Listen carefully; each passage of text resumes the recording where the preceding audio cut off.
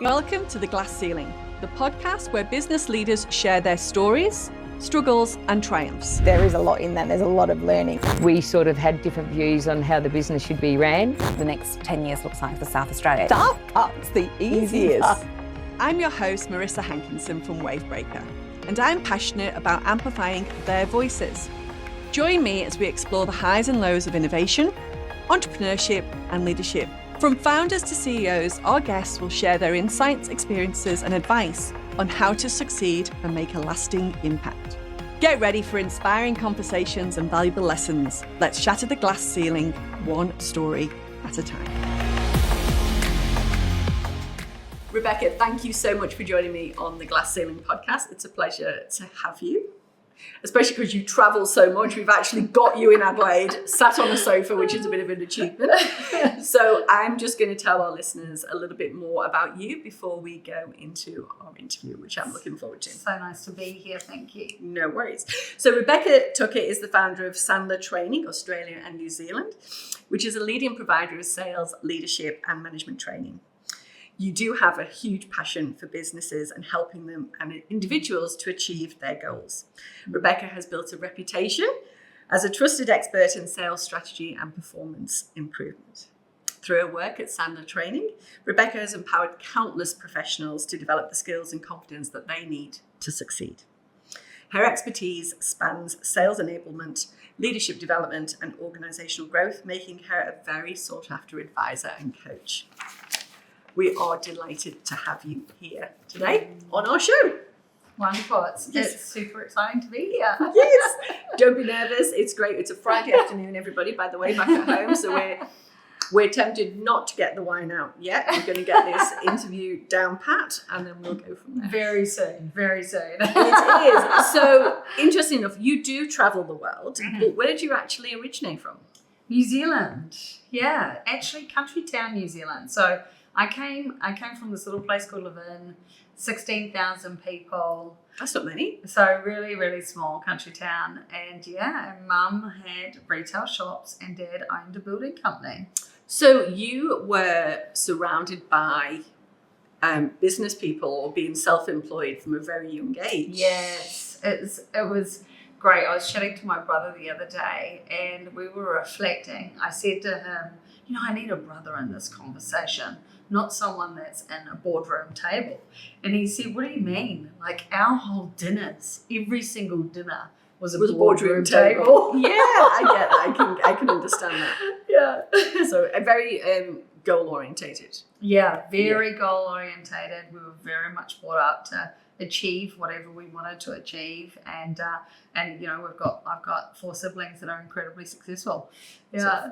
So you had a mum that ran a business, a dad that ran a business, and also 3 other siblings. So you're a family of 6. Yeah, there's 5 of us in total, so 4 siblings. Yeah. Oh gosh. Okay. Oh, you've got 4 siblings. So you're one of 5. I'm one of 5. I'm the baby girl of 5. Oh, you're the baby. So have you got older brothers? I have, yeah. So and I also have one younger brother too. So. Okay. Are you the only girl? No, there's 3 girls in the middle. So my oldest brother, who is doctor, specialist anaesthetist. Then there's 3 girls, and then my younger brother. Yeah. Okay. So it sounds like a family of high achievers. Yes, indeed. So based on that, were you the person that hustled at school? Did you have side businesses at school? Were you the lemonade stand girl? Were you that person or not? Yeah, absolutely. Not quite in that way. Because we were slightly out of town, we actually biked on push bikes from about the age of 9 to school. So you had independence. So we had this massive independence, and I found that there was down the road this orchard that they needed some work. So I went down, and about 9 years old, I started working for them. I say that I managed the orchard, but really I was just managing the pickers. Yeah. I ran the shop. And then counted out the till, at the end of the day and gave them the takings and served all the customers during the day. They must have thought that was fantastic. There's a little bit of a cuteness there with, did you have pigtails? The little bit of the cuteness there of, the young girl selling.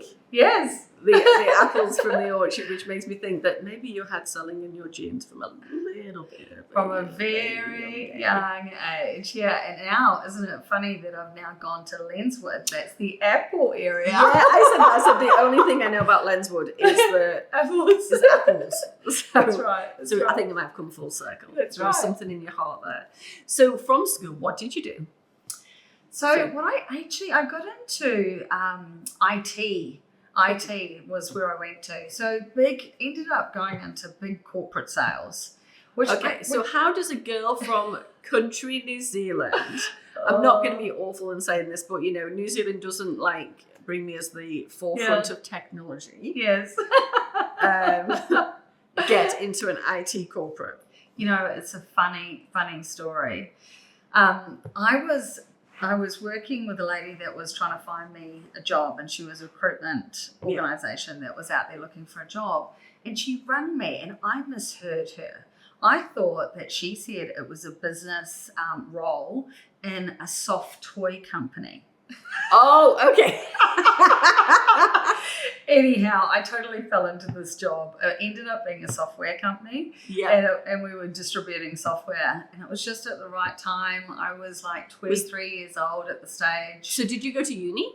I went to Polytech, first of all. And so I studied business studies at Polytech. And then from there, I went from there, and this lady found me a role. I was a dyslexic person that was not picked up.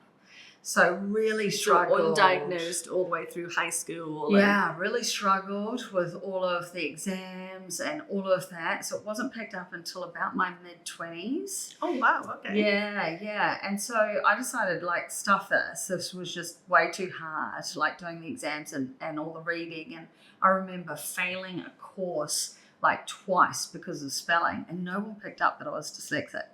Wow. Crazy. Anyhow, where we've come to now, right? Yeah, very much picked up lots more services. Yeah, that's right. And so because of that, I actually went out and decided to, get a job. And that's when I found this lady, and she was like, "You're not the average person that comes over our desk." Right. But then I thought that she said it was a soft toy company, and turned up and it was a software company. So that started my career in IT. So this would have been early 90s? Yeah, it was. Mid-90s? That's right. Right. So which is 23. really a strange time in that space. It was that upward. It was right before it kind of it really took off after that. So one of the first things, once I went from Renaissance, which was a distributor, into reseller land, and then Microsoft bought out their Microsoft certified their software licensing. So I became expert in understanding licensing. It was the first time around that, which was really complicated for a lot of organizations. But what I loved doing was just helping people navigate those complex things. Yeah. So you found your little niche in that space. Yeah, that's right. Yeah. So is this in New Zealand, or did you come to That was in New Zealand, yeah. And so from New Zealand, then I decided I wanted to go back to my roots, because Mum being from England. Oh, okay. But I felt that I hadn't actually experienced part of my heritage. So, there was something missing. Yeah, that's really interesting, isn't it? You just feel like there's a gap, and you just need to fill that. So you ended up going to the UK? Yeah, I went to the UK, yeah. So spent 5 years in the UK, and it was just so bizarre. Were you in London? London. Yeah. Yeah. So bizarre, getting off the plane, and the smell, as soon as I got off, I just went, I'm home. It was so odd. Yeah, but it was just something that was And for an Australian, usually it's 12 months. Well, 5 years is quite a chunk. So career-wise, what did you do during that 5 years? So that was when I was with Workshare. So Workshare was a startup software company. Amazing. It was an amazing journey. So it took them from literally, I was the first employee, startup, ended up becoming a minor shareholder, and built them. The first valuation within 5 years was 90 million. Wow. And we became best of breed within 2 years of the software that we're selling into law firms in the UK.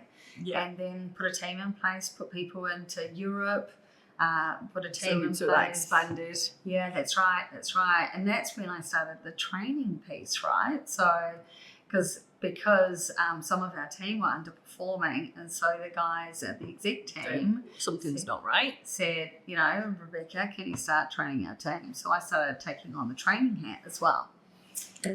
Making sure that they perform. Yes. So during this time, when did you come back to New Zealand? So I came back at that point, what happened was Mum and Dad were starting to age, and I wanted to be a bit closer to them, and I decided to come to Australia. I felt that, Australia would be pretty close, at least I'm in the same hemisphere. Yes, trust me, I'm at that stage now. My parents are obviously still in the UK. Yeah.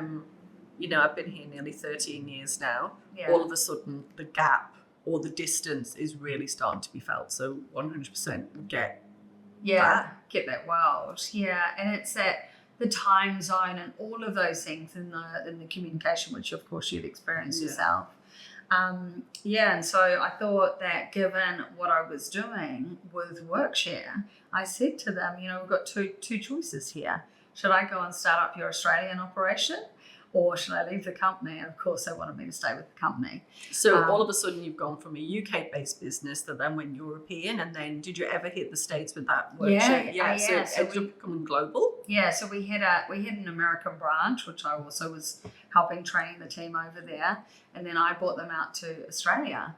So, and then did market entry for them in Australia, across Australia and New Zealand over that time. So, we hit crazy numbers, did double our expansion. And did that ever get floated? I know you had the valuation, but did it get floated? But they sold out for 145 million Australian. Wow. Okay. Yeah. So it was an amazing journey, and that's when. Was it? I know. Can I just ask how? What years was that? Was that like exponentially over like? Just for our viewers, sort of what period we're looking at? Well, I left the company in 2006, and then they sold out. And I don't know the year that they sold out, but they obviously had to replace me as well. Yeah. And they sold out in the years following that. Good. Did you keep your shares? I did keep my shares, yes. Well, then they sold out, and so they got liquidated at that point. Yeah. That's okay. That's not a bad position to come in. So what was happening? You came to Australia. Parents are in New Zealand. Family are all over. What was going on then? Because did you feel at loss, or did you feel excited on the next journey? What was going on? Because when you have that exponential growth and you're on this fast track, how did you feel? It was a really tricky time landing in Australia, and I don't know if you've experienced that too. So coming, whenever I've moved to another continent in particular, you've got to learn this whole other culture. Right? Yes. And even though, yes, we do speak English. It's still very, very different. So different. And I found that a really tough transition. I also think the age that I was when I first came here. What would you have been, like mid-30s? So I was 33, around that age. Yeah, that's right. Whereas when I went to the UK, I was 23. Very different dynamic generation. Going 23. So I must have been about 25, 26, something like that. Yeah. Yeah. So it was just like this kind of late 20s, early 30s, totally different. And originally when I came to Melbourne in Victoria, and then obviously I did the whole expansion with Workshare. Then I decided to go into corporate Australia.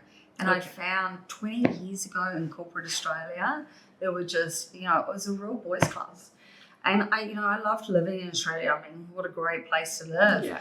But corporate Australia 20 years ago was kind of really interesting. It was like this real boys club, and boys protecting their mates and hiring their mates. And, me who came in and was used to selling enterprise level software deals which is multi-million. And the largest law firms in the world, right? So I was like friends on Facebook, and still am, with all these CIOs of these massive organizations. And, I had these people co-workers that were terrified to go and see their customer. It was fascinating. Yeah. I saw this massive gap actually in, you know, the attitude, the component of their confidence. And when I confronted one guy and said, why are you afraid to go and talk with your customer? And he goes, I just don't even know what we would talk about. What would we say? Oh, okay. Yeah. So they weren't relating their product, their services to the business or their customer and the benefits, and they weren't really going down that. And that's really hard, because if someone comes to see you, then, you know, you want them to have some knowledge or care or... Well, and the thing is that I'm not afraid to go in there, and nor should any salesperson be, and go in there and go, I don't know if anything that we've got is going to be right for you. But I just want to understand what you're dealing with, and what's your strategy, and what's the things that are your focus. Yeah. for the next And be year. fascinated with business, just in general. That's a learning curve in itself. What was the difference between UK and Australia? Did you think, you know, sometimes people say that, you know, Australia's, I don't want to say backwards, because that's the wrong word, because we're a very, very different beast now to 20 years ago. Oh, yeah. 20 years ago, I mean, we're totally different. Like, yeah, 100% different. Yeah. But from the UK to Australia, did you notice that difference, or did you think it was similar? I think that the relationship over here, it was more about relationship selling. So if you kind of like gave it a title or a distinction, it was less about kind of need-based selling or looking at where the value is, and it was more about relationship selling. So if you think about that whole corporate Australia and where it was with bringing in mates, part of the reason they bring in mates is because they're mates with the clients, right? Yeah. And it was about that relationship selling, which I found fascinating, because of course I came from London, where it's very much about understanding what the issues were, understanding what they were dealing with, and then seeing if there's something that we had on offer that made sense for us to talk about the next thing, right? And do business. So when we say corporate Australia, just for our viewers and listeners, is that professional services? Is that what would you class as corporate Australia? Is that tier ones? So when I was going out there, obviously I won't mention companies, but it was tier ones in the IT space was where I was playing. Yeah, coming from software and of course distribution and so it was, you know, and we have a lot of clients in that space now. It is totally a different landscape. Yeah, you know, from 20 years ago. Did you find that with Workshare, being the first employee and that growth and you growing with them, that when you left that environment and going into corporate Australia, even though you had a phenomenal track record and credibility in that was slightly dismissed, that knowledge and credibility, or that you sort of didn't stand up because it had only been one company? And was there any, I don't want to say animosity because I don't think that's the right word, but sometimes it's like you're not proven because you were on that trajectory, if that makes sense, like you were along for the ride, versus actually I put the hard yards in, you wouldn't have had that success if I wasn't a catalyst in that. Did you have something to prove in the corporate world? So I think there's multiple layers in what you've asked. Absolutely, I had something to prove, for sure, but that's kind of who I am. But I also think, given that I was only in the country for a couple of years, I didn't really have a massive network, particularly in the network where their target was. I had to prove more inside of that space. So you really had to break down those barriers and knock down those doors. Absolutely. And that was not something that's a problem for me, because we were very used to doing that in London. I had a great mentor who's actually recently passed away, part of the Workshare team. And, you know, when I used to go out there and just knock down these doors, it was exhausting, right? And I'd come back and he would just go, "You can do it, Bex. I believe in you." And it was just amazing. It was like the belief when I had, when my belief failed, his was right there. It was there. Was there an element of age that affected that? That young age, not a lot to risk. I'm going to go for it. In London? Yeah. Yeah. So, funny story. I was out, so we were selling software into law firms. Yeah. And I was out at a networking function. And I turned around and someone mentioned Rebekah Boots. And I was like, what's that? And they said, "Don't you know that's what they call you?" Rebekah Boots? What, because you knock doors down? No, what it was, but it could be. What it was is that, my at sort of that age bracket when I was there, so I was probably late 20s, 23 when I started thinking about it and in the IT space, but late 20s when I got there. I used to wear suits, London's cold, and I used to wear knee-high boots, right? But so that's what I was known as, was Rebekah Boots, because of my knee-high boots. And I had no idea. And I was chatting to one of my CIO who'd become a friends, and she said to me, "Don't you know that everyone wants to have a meeting with Rebekah Boots?" Oh my God. Do you know what? That's not a bad reputation to have. Yeah. But yes, it is freezing in London. Yeah. Not gonna lie. So where did you came here, you noticed that there was a gap in confidence and training, knew those skills. Where did Sandler training, what was the catalyst that you had to go, there's something I can do? Yeah, cool. So the mentor that I mentioned before, actually, when I decided, look, there is a massive need in this marketplace for help, right? And also I had done one of those assessments, and the thing that triggers me the most is I'm passionate about helping people. Yeah. So is that your Myers-Briggs or one of those kind of Strengths Finder. Yeah, all those things we use. Yeah, that's right. And so, it's the thing that lights me up the most, is helping people, and solving those problems, right? And so when I was chatting to Luke, yes, we had methodology, and of course we'd already been building the companies that we had, but Luke told me about Sandler.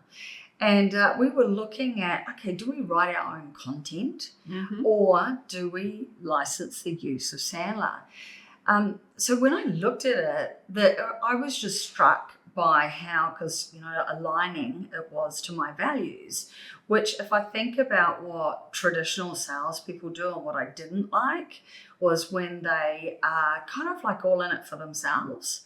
That selfishness. And yeah, I have to say, when somebody is selling to you and there isn't, you can't pinpoint it. Yes, you feel it. It's like a feel. It's like an ick feeling. It's you can't your gut. And you're right. It's and you can't pinpoint. But when you realize it's this self-centered, I'm in it for the commission, that there's something there, and it doesn't matter what they're saying. There's something that's authentically missing. Yeah, 100%. And you're right. You can talk to this person, you can hear it all and everything, but there's something that stays here, and you're like, there's something that's inconsistent. Yeah, 100%. And it's in our gut, right? And so when I looked at the Sandler methodology at the time, I was like, yes, the values alignment was totally there, because it's about helping people. Yeah. And if I can't help you, if you don't have a problem that makes sense for me to solve, I'm going to qualify you out.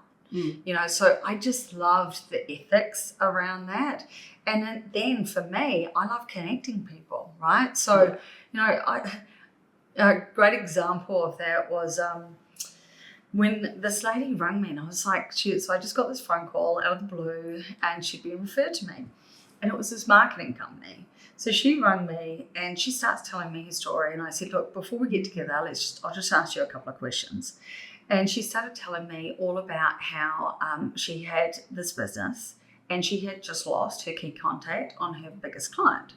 And I said, so how much of your business is this client? And she was like 70%. Oh, right. Okay.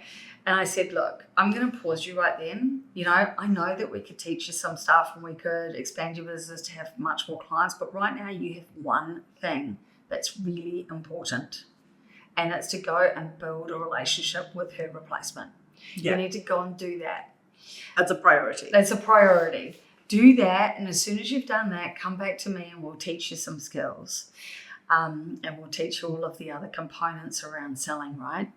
Anyhow, I went to a networking function. I've never met this lady. She found me. She saw my badge. She hunted me down and she gave me a biggest hug and thanked me for saving her business. So it's just like that to me is what it's about, right? And, these people will become clients when they need us. Yeah, it's. I think we may be picking up on a little bit of a theme throughout the season with some of the other guests is, having 70% of your business with one client is high risk for your business. Incredibly. And it seems to be a little bit of a theme just with multiple conversations I've had really? for filming. Yeah, they show that it is that balance of clients is detrimental to your success. Yeah, you absolutely need to make sure. We always say in the channel space, 3 to 5 is for a small business landscape. We're talking about small to medium business. Yeah. You need to have that as a minimum to make sure that you've covered that risk for sure. So Sandler was a licensed methodology. That's right. So where did that originate from? Originated from the States, so Maryland, near Washington, D.C. Mm-hmm. Yeah, and David Sandler, originally he was being trained to sell, and he was like, this is ineffective. He was being told he was doing door-to-door, way back when, door-to-door encyclopedias, and they were teaching him to get into the house and kind of present. Right, and he realised that he was spending so much time doing all this presentation and then not necessarily getting the sale. Yeah, and it's just all that commitment of time. And of course, everyone wants to see all the pretty pictures, right? But they're not necessarily going to buy. So that's when he created the Sandler methodology, which we train organisations in all over the world now. So is that predominantly business to business, or is it B2C? Or is it? So we kind of have two spaces. It's complex sales, I would say that. So it's that technical sales. So B2B, absolutely. So construction, very expensive sales process. Inside of professional services, which can be B2C, but there's multiple steps in the process, and they give away a lot of free consulting throughout that time. And heavy, a lot in IT. So anyone that's got lots of steps in their process where they're investing a lot of time throughout it, we can shorten that. Okay. Yeah. Got it. Do you think that... How long have you been doing this for, Rebekah? I know, 19 years. Now I've just given away my age, probably. It's fine. We're not... everyone's like going, getting the fingers out and counting. But from the other side of it, you've been with Sandler for 19 years. Been with Sandler 19 years. So next year is going to be 20 years. That's a bit... Even without everything that you've just spoken about, running a business, which is obviously expanded to be Australia and New Zealand. That's right. So let's give our listeners and viewers a bit of an idea. What is your team? What do you look like now? Yeah, okay, cool. So, the thing about the world of training is it totally changed through COVID. Oh, 100%. Wow, that was like, the world that we had before, which was 5 branches across Australia and New Zealand. And then there were physical locations that people were going into training. And then overnight, training went virtual, right? Yes. Yeah. And we had to re-engineer the whole company. And that's another story in itself. because I had only bought into the Australian and New Zealand component of it about 6 months before COVID hit. Oh, okay. All right. So we'd just opened 5 branches. I had staffed 5 branches across Australia and New Zealand. It was a massive operation and undertaking, and those branches weren't profitable yet. No, because you were in that growth phase. And then training totally died and it changed. And so the other risk that we had at that time was our own branches across the world, which there's about 270 of us, whether they were going to weather that storm, So we came together as an organisation and had to really support everyone to be able to stay afloat through that time. And that's one of the things probably with going with a license model is that you do have that support. Yeah. Rather than going out on your own, there is... Yes. There is that... Absolutely. I don't want to say head office, but that We're corporate... a family. We're really a family. Globally, we're really a family. Yeah. It's interesting because your strategy was to do hybrid and online and virtual. And I think even with the role I had previously, we knew that was coming, but for us, it was that 3 to 5 year plan. Yes. And it ended up being 3 to 5 weeks. Exactly. It just all of a sudden, it was just like, this is the reality now. Yeah.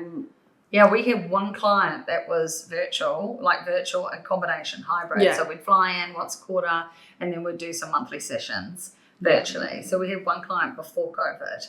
So luckily we'd at least done that level of development. But teaching people that across Sandler and that we already had a precedence for it was really helpful at the time. So the business is totally different now. So obviously we don't have any of those bricks and mortar locations. 95% of our training is virtual and 90-minute chunks, unless we're doing in-house training that is face-to-face. So next week I'm flying to deliver some training in Melbourne, helping out some guys face-to-face, and because they're IT and I get drawn into IT because I love IT and that was my background, they get me rather than one of the other teams. Members.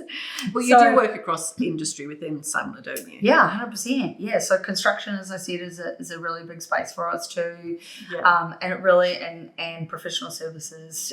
So that's kind of any of those type of HR. Professional marketing companies, et cetera, so lots of different organizations. And so now the team, to answer your question around that, is we've got a virtual team, so we've got programs run by one of our trainers that's been in the Sandler business for 26 years out of Phoenix, Arizona. Part of our team. And then also we have sales performance consultants that are part of the team, so across Australia and New Zealand. So my intention is to bring more consultants on board over the next year. Yeah. So did you grow over COVID? Or did you I know the model changed, but... Massively changed. It probably took us about 18 months to 2 years to get that right. Mm-hmm. And so I think we're in the growth phase now out of that. Now that we've got it right, we've tested our market. We've adjusted, that's right. Yeah. Interesting that you talked about the training space changed. Yes. I just want to go back a little bit because with digital, social media, do you think the sales process or the principles of sales has changed with the introduction of technology over the last 15, 20 years? Or do you think it's the same? No, it's changed hugely. It's such a big conversation. And I say that because we still have people that sell in the way that we sold before internet. Yes. Right? So if you think about, and I remember... No, I'm really showing my age now. I remember the fact that you said before the internet is just like, seriously, it's like, whatever.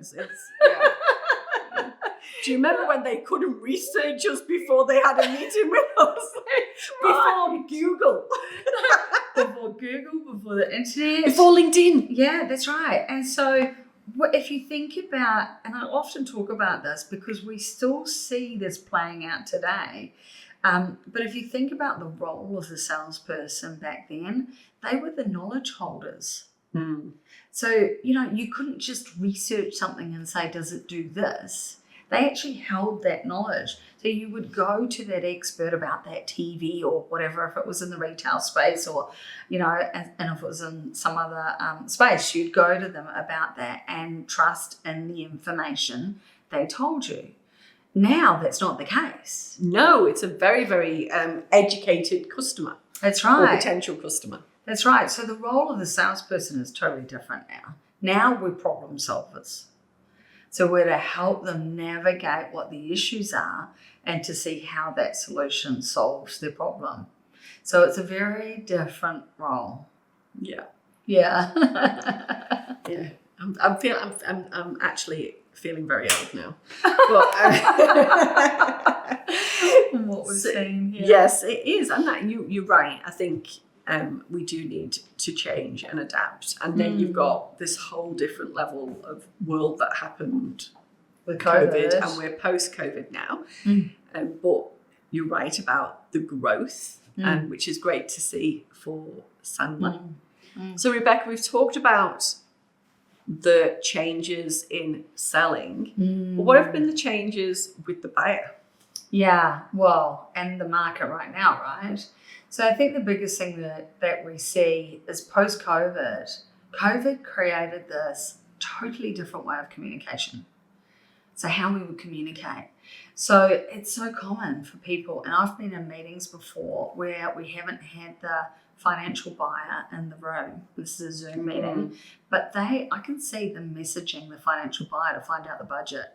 Like that level of communication that's happening, and Gartner quote it as cross-company decision-making. Yeah. So now we've got like not just a few people that are the decision makers, like we're a steering committee. We've now got this whole cross-organization, and we say as soon as it goes over 6, your chances of doing nothing as being the competition are really, really high, right? Yeah. Then on top of that, of course, there's the AI conversation. Yes. And it's interesting what you were saying before, because I was having a conversation with a friend of mine, and she's very senior in an insurance company, and she's on the programming side. And she made some comment when we were having a couple of glasses of wine together. She was like, what is this whole AI thing that everyone's going on about? And I was like, I wanted to understand that. And I realized what it is in the world of programming, they've been using AI for years. Yeah. It's already like, it's become, do.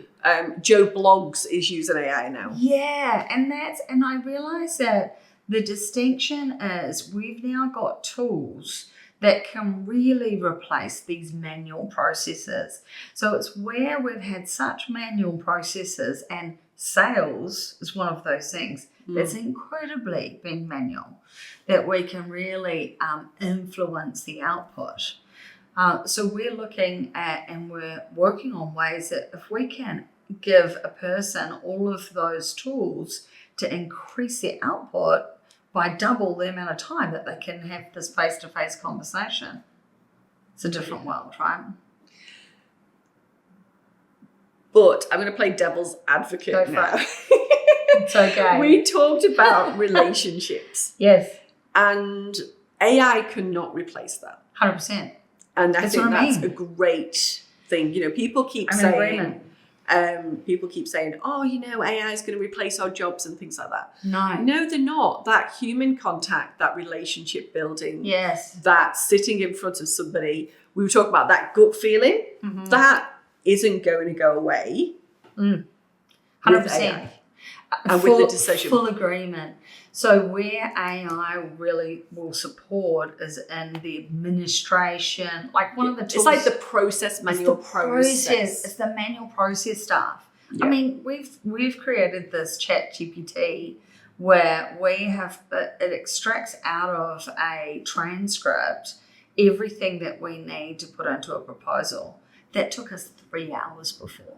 Yeah. Or even, It's amazing. even now, just from an output perspective, you could be on a Zoom and you've got your AI plug-in and they say, do you want to, are you okay, happy with this being recorded? Yeah. I'm happy with this. Next thing you know, you've got minutes. Yeah. It's amazing. It's absolutely fantastic. Where before, that used to be, you used to be there for hours trying to remember or, decipher your notes. And it's just like, you just become a lot more efficient. That's right. And it's like all of those, I'll never forget when I was at Workshare, sitting up in my bed, typing away to update the CRM until 9 p.m. at night. Yes. That's like gone. Yeah. Yeah. So it's a really cool opportunity where we can then spend more time doing the face-to-face piece. Or the things that definitely get that decision over the line. That's right. Yeah. 100%. So I'm going to turn around and say thank you so much for coming in to the studio today, Rebekah. It's been an absolute pleasure. You've been in Adelaide, you're off to Melbourne. Is there any other global plans of travel that you've got on in the next 6 months? Yeah, we're going over to the States. I've got a conference over to the States and we're going to add in a little bit of fun stuff there too. Good, that's what we like to hear. For our viewers and listeners, if they wanted to get in touch with you, Rebekah, how would they do that? So they could contact me via my email. So that's Rebekah, Rebekah, @sandlertraining.com.au. Yep. Of course, feel free to pick up the phone or send me a text on my mobile 0402 832 551. So you can tell a salesperson when they want you to pick up the phone and talk to you. Thank you so much for coming in. Yeah, perfect. And, obviously you can jump on our website too. Exactly. Thank you very much, Rebekah. Thanks for having me. Thanks for tuning in to this episode of The Glass Ceiling. If you've liked what you heard, please subscribe, as we'd love to have you as part of our community. We're grateful to our guests for sharing their inspiring stories and insights with us. This podcast was brought to you by Wavebreaker. Join us next time as we shatter the glass ceiling, one story at a time.